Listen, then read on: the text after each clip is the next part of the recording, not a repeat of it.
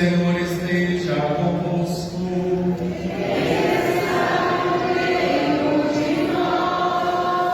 Proclamação do Evangelho de nosso Senhor Jesus Cristo, segundo São Lucas. Glória a vós, Senhor.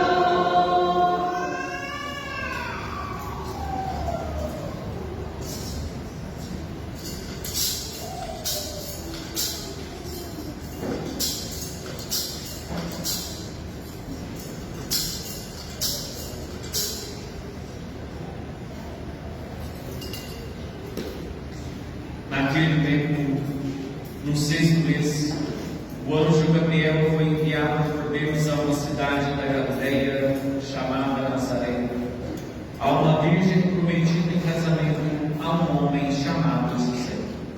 Ele era descendente de Davi e o nome da virgem era Maria. O anjo entrou onde ela estava e disse: Alegra-te, cheia de graça, o Senhor está contigo. Maria ficou perturbada com estas palavras e começou a pensar qual seria o significado da salvação. O anjo então disse: Não tenhas medo, Maria, porque encontraste graça diante de Deus. Eis que conceberás e darás à luz um filho, a quem porás o nome de Jesus. Ele será grande, será chamado Filho do Altíssimo. E o Senhor Deus lhe dará o trono de seu pai Davi. Ele reinará para sempre sobre os descendentes de Jacó, e o seu reino não terá fim. Maria perguntou ao anjo: Como acontecerá isso se eu não conheço o homem algum? O anjo respondeu: O Espírito virá sobre ti, e o poder do Altíssimo te cobrirá com a sua sombra. Por isso, o menino que vai nascer será chamado Santo, Filho de Deus.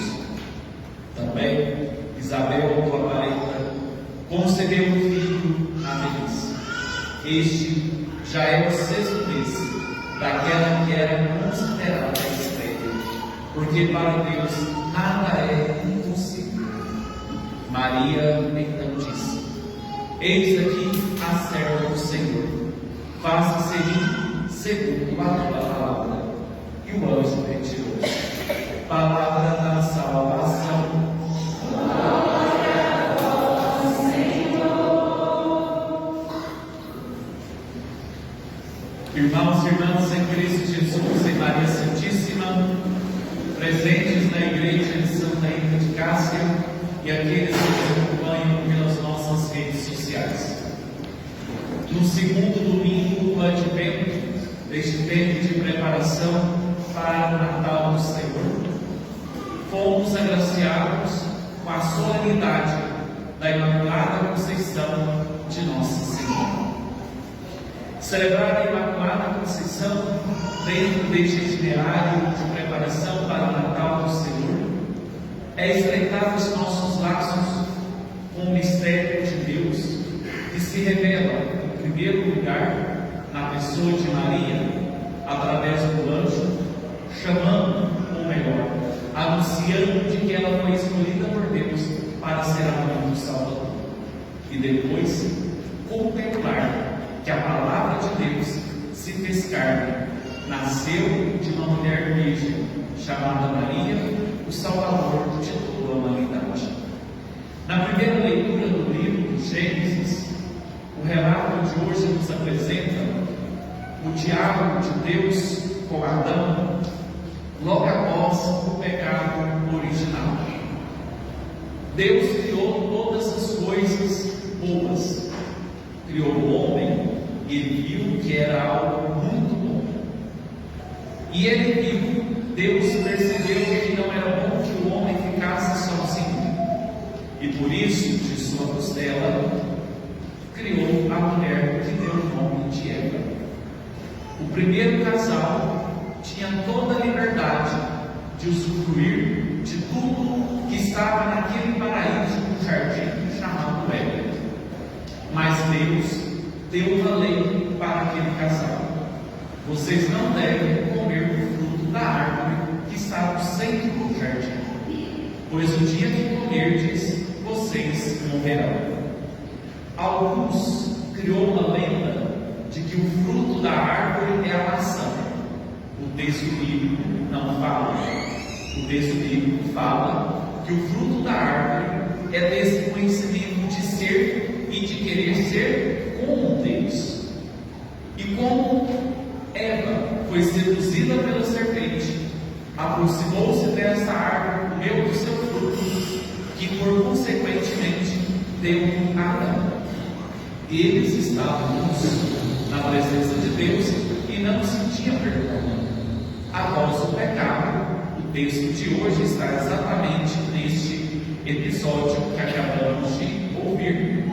Eles sentiram vergonha. O pecado foi transgredir a lei. Eles foram desobedientes à lei que Deus havia dado.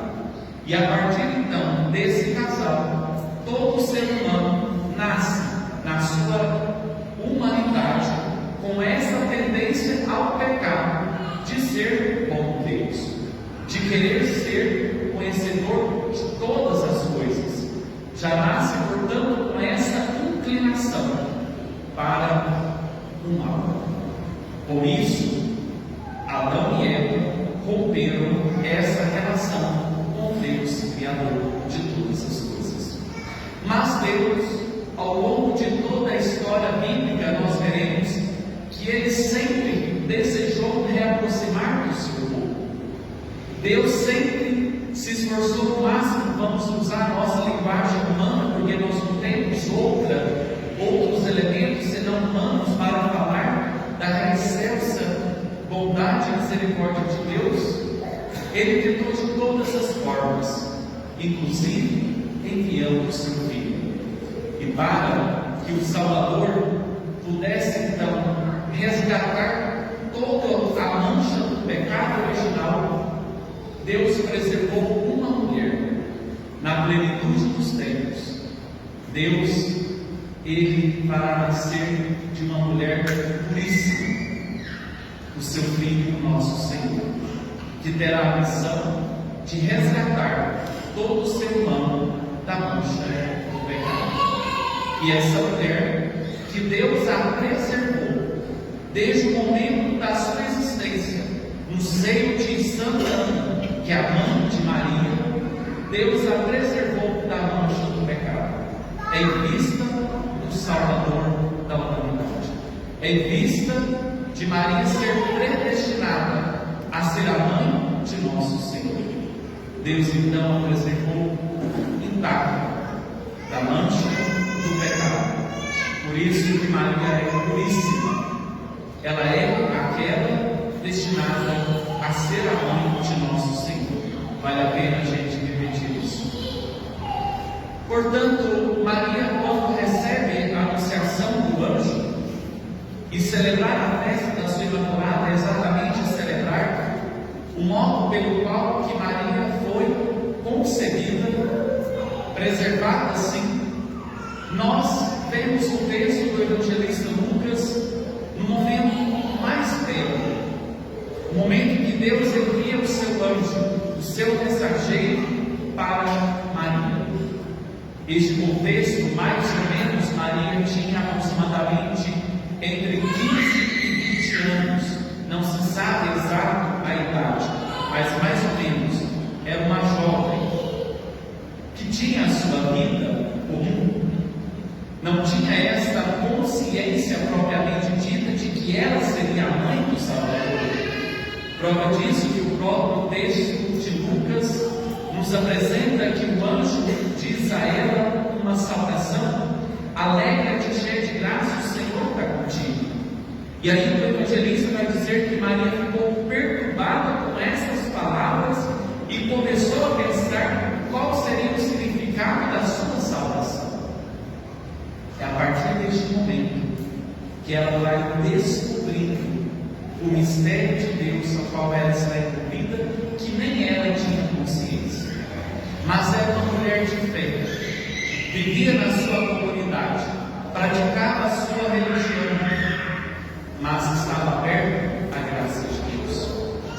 E quando o anjo a saúda, e aqui é exatamente o embasamento bíblico para a proclamação do dogma da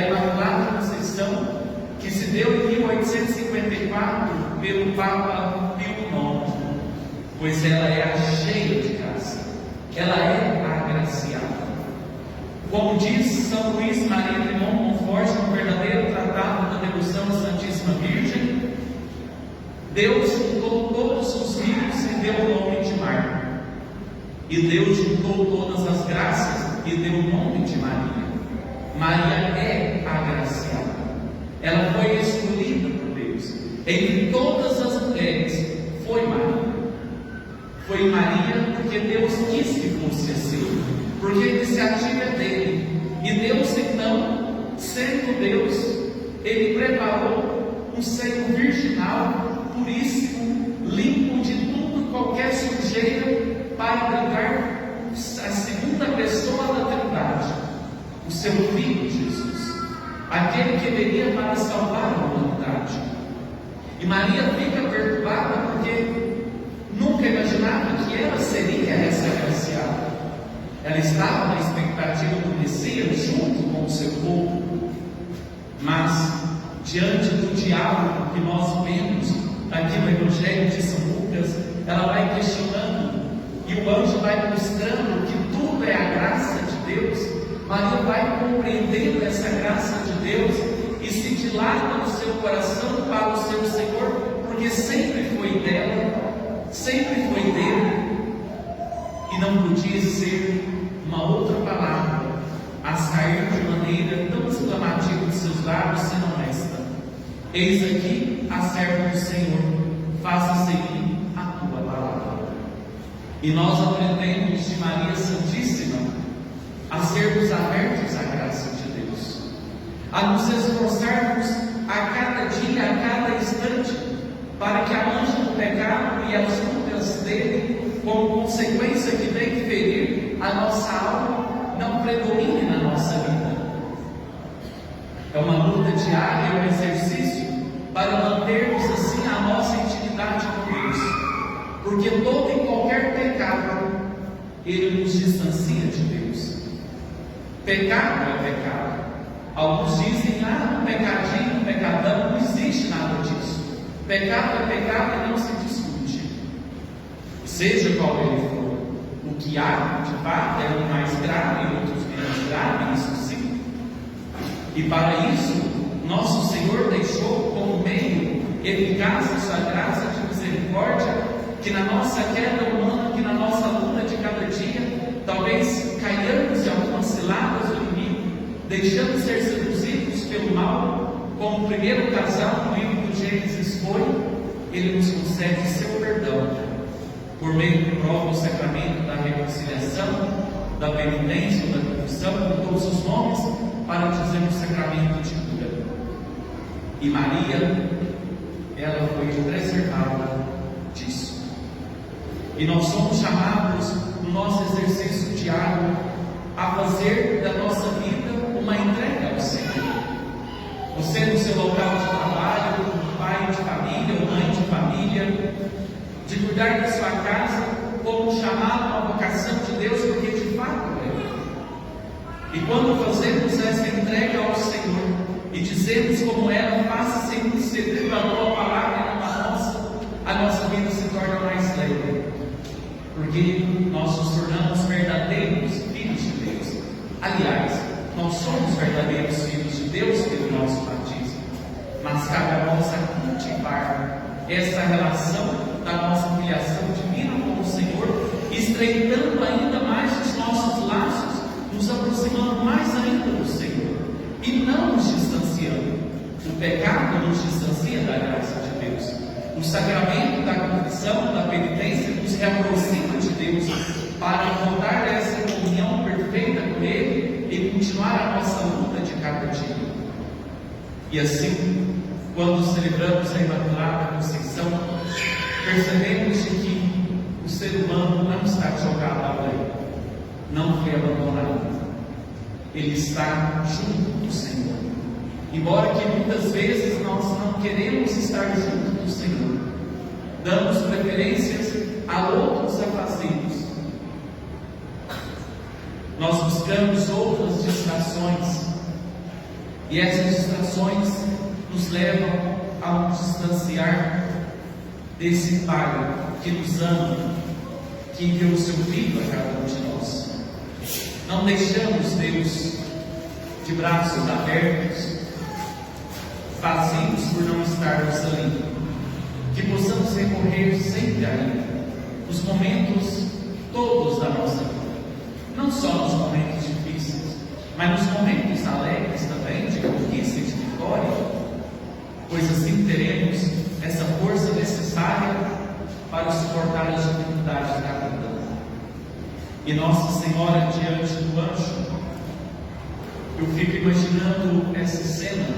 O texto não diz o que Maria estava fazendo quando o anjo apareceu a ela. O texto não diz.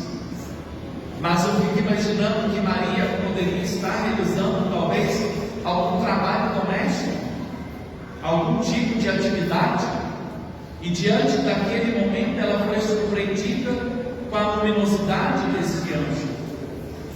Será que também Deus não nos visita nos nossos trabalhos e às vezes nós nem nos damos conta? Ou melhor, será que realizamos atividades meramente mecânicas, sem a virtude da oração, de buscar essa comunhão com o Senhor? Algo tão simples e corriqueiro. Hoje, os nossos jovens que serão crismados no ano que vem estavam em retiro lá na comunidade Nossa Senhora da Visitação. E conversando com o pessoal da cozinha antes do almoço ficar pronto, aquele cheiro delicioso, né, de comida já estava ali no ar. Aí o padre foi lá, né, para poder ver como que estava, né, para poder provar. E aí conversando lá nas cozinhas, eu pensei, por que comida de festa, de igreja fica tão gostosa, mais gostosa que quando a gente faz em casa? E aí nós falávamos assim, é porque a gente reza, porque está no clima de oração e tudo mais. Eu pensei, pois é, você reza para fazer comida na sua casa? Eu disse lá para os cozinheiros, e eles levaram aquele susto. Pior que não, pá. Você começa a rezar, porque tem que rezar para fazer comida só no retiro, né? É algo simples, mas é de consagrar aquele trabalho que você está fazendo a Deus, é de ganhar uma outra ótica, um ar de sobrenaturalidade. Talvez Maria estava nessa comunhão com Deus, porque estava oferecendo suas atividades a Deus, e por isso ela percebeu que era Deus que estava ali, através do seu anjo, te fazendo um chamado, confiando uma missão. E às vezes deixamos a missão passar, porque nós não escutamos a voz de Deus, e por isso que às vezes dizemos não para muitas coisas da nossa fé. Dizemos não de viver as virtudes evangélicas, dos valores do mundo lá fora. Às vezes deixamos de ser honestos, porque os outros no local de trabalho pousam corruptos, e aí vamos, a Maria vai para as outras, como diz o ditado por aqui. E aí nós caímos no distanciar-se de Deus. Cometemos a mesma transgressão que o primeiro casal do livro de Gênesis cometeu. Nós somos chamados a viver a obediência da nova Eva, chamada Maria de Nazaré, a Imaculada Conceição, aquela que foi reservada para dar à luz Jesus Salvador e permanecer junto com Ele após o seu nascimento até a morte da cruz. Que Nossa Senhora da Conceição interceda por cada um de nós. Que Maria Santíssima, essa grande intercessora que temos no céu, nos tome pela mão e nos ajude a caminhar nos passos que eu te levo.